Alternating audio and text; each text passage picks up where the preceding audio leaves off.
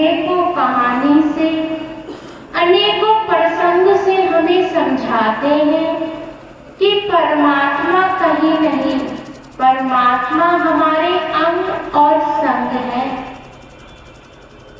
हम सांस लेते हैं, सांस हमसे कितनी दूर है, यदि एक क्षण के लिए भी बंद हो जाए तो हमारे जीवन का अस्तित्व समाप्त हो जाएगा।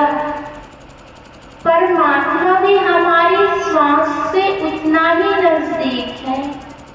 हमारे जीवन में जो भी रिश्ते हैं, माँ बाप, भाई बहन, पति पत्नी, बच्चे, अड़ोसी पड़ोसी, चाचा चाची, जितने भी हमारे साथ अनेकों संबंध हैं, अनेकों रिश्ते हैं, सभी को हम निभा भी रहे हैं।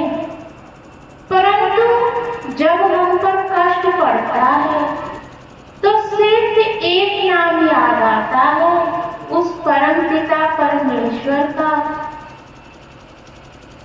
हमारे इंसान के अंदर बहुत सी बातें होती हैं कि वो हम पति से नहीं कह सकते हैं, पत्नी से नहीं कह सकते हैं, दोस्त से नहीं कह सकते हैं, अपनी माँ से, अपने बहू बेटा से, किसी से भी नहीं कह पाते हैं। सभी के जीवन में कुछ ऐसी बातें होती हैं वो परमपिता परमेश्वर से नहीं छिपा पाते, क्योंकि वो तो सर्वज्ञ है, वो सब कुछ जानते हैं। हमारी सांसें जितनी भी चलती हैं वो हमारी सांसों के अंदर है। उन्हें पता है, हमारे अंग संग जो भी रहता है उसे सब पता होता है, कहने की आवश्यकता नहीं होती। हम जब भी प्रार्थना करते हैं, हम सोचते हैं हम कहीं दूर पहाड़ पर, कोई तीर्थ स्थान पर जाके परमात्मा को अपने दिल की बात बताएं।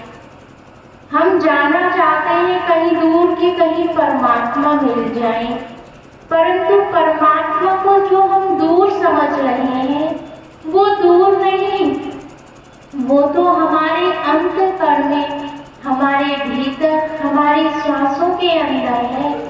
एक एक श्वास में वो समाये हुए हैं। सिर्फ उन्हें देखना है, पहचानना है और जानना है। दिल की पुकार हम यहाँ पर बैठे बैठे, प्रार्थनाएं जोर से नहीं होती हैं, दिल से होती हैं। और जब हम दिल से परमात्मा से कोई भी बात करते हैं, अपनी प्रार्थना करते हैं दिल से, तो उन्हें सब पता होता है और वो किसी न किसी माध्यम से, सत्संग के माध्यम से, किसी न किसी वो माध्यम से उस समस्या का समाधान हमारे सामने लाकर के रखते हैं कि उस समस्या का क्या समाधान है। दुखों के पीछे हम रोते हैं कि किसी का दुख है कि उसे अच्छी पत्नी नहीं मिली, अच्छी सास नहीं मिली, अच्छे बहू बेटा नहीं मिले, बच्चे अच्छे नहीं हैं, या किसी का प्रमोशन नहीं हुआ, किसी को पद चाहिए, किसी को धन चाहिए, किसी को दौलत चाहिए। सब कुछ बाहर का, सब कुछ हमें बाहर का जाना है। सत्य का जीवन की सभी को पता है। कोई ऐसा है व्यक्ति जिसे नहीं पता कि खाली हाथ आएंगे, खाली हाथ जाना है। फिर हम किस उधेड़ और गुण में पूरा जीवन लगा देते हैं। जो चीज हमें चाहिए,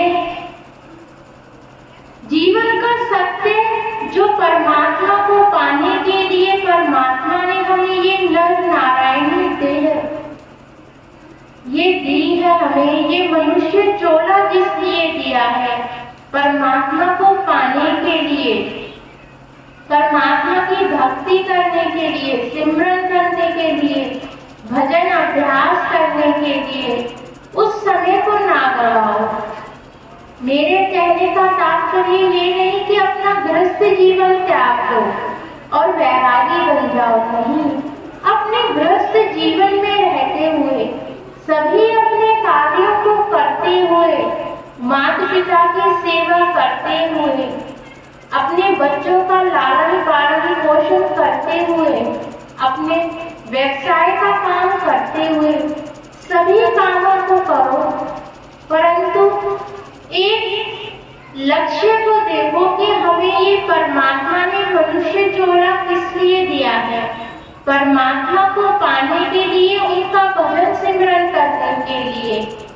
इसीलिए पूरे 24 घंटे में से अपना कुछ समय, 1 घंटा, आधा घंटा, 15 मिनट, 20 मिनट, 10 मिनट कम से कम अपने आप को दो, जो तुम्हारे साथ जाएगा। सब रिश्ते यहीं पर रह जाएंगे। जब व्यक्ति के ऊपर स्वयं पर पड़ती है, उसका उस समय संगी साथी कोई नहीं होता। न पति होता है, न पत्नी, न बच्चे, न अड़ोसी और पड़ोसी। सब आते हैं, देखकर चले जाते हैं। करने वाले बच्चे अपना फर्ज भी अदा करते हैं, मगर जो करनी व्यक्ति को भोगनी पड़ती है, वो तो उसे स्वयं भोगनी पड़ती है। कहते हैं भजन अभ्यास का समय कोई बुढ़ापे का नहीं। उस समय तो हमारी हालत ही कुछ है। जिस समय बच्चे को आत्मज्ञान हो जाए, पहले उसके माँ बापों को हो जाए, फिर वो माँ बाप भी अपने बच्चों को वही शिक्षा देते हैं। इसीलिए आध्यात्मिकता का, भजन अभ्यास का समय कोई बुढ़ापे का नहीं। कहते हैं जब लग जरा रोग नहीं आया, जब लग काल ग्रसी नहीं काया, जब लग विकट भई न वाणी, भजले रे मन सारंग पानी। अब भजी से ना भजी सी भाई, आगे अंत ना भजिया जाई। कहते हैं हम परमात्मा को पाने के लिए कौन सा समय ढूंढते हैं? जब लग जरा रोग नहीं आया, जब लग काल ग्रसी नहीं काया, कि जब तक हमें कोई रोग ना आए, जब तक काल हमारी काया को कोई कष्ट ना ले, जब तक हमारी वाणी जब लग जरा विकट नहीं हुई वाणी, कि जब तक हमारी वाणी ना थके, हम वो समय ढूंढते हैं कि उस समय हम परमात्मा का सिमरन करेंगे। जब तक सब कुछ समाप्त हो जाता है, उस समय तो उस राम का, उस परमात्मा का, उस ईश्वर का नाम ही याद नहीं आता है। जब तो सिर्फ हाय हाय हाय, सिर्फ ये रहता है, मुझे ये चीज सता रही है, वो चीज सता रही है। तो जीवन में यही समय है। अभी हमारा हष्ट पुष्ट शरीर है, हम सब कुछ कर सकते हैं, तो यही समय है। बच्चे सोचे अभी मुझे पढ़ाई करनी है, जवान सोचे अभी मुझे बहुत कार्य करने हैं, तो फिर कौन सा समय आएगा? जब तक वो समय आएगा, जब तक तो वो बुढ़ापा तुम्हें ग्रस लेगा, डस लेगा। बुढ़ापे में अपनी काया का ही होश नहीं रहता, तो भजन का क्या रहेगा? इसीलिए भजन अभ्यास का समय वही उचित है जब हम जवान हैं, जब अभी हम बच्चे हैं। सिर्फ थोड़ा समय देना है। पढ़ने लिखने वाले बच्चे हैं या व्यवसाय करने वाले हैं, गृहस्थ में औरतें हैं, जब भी जितना भी समय मिल जाए, समय सबके पास है। 24 घंटे में से किसी के पास 1 घंटा भी कम नहीं है।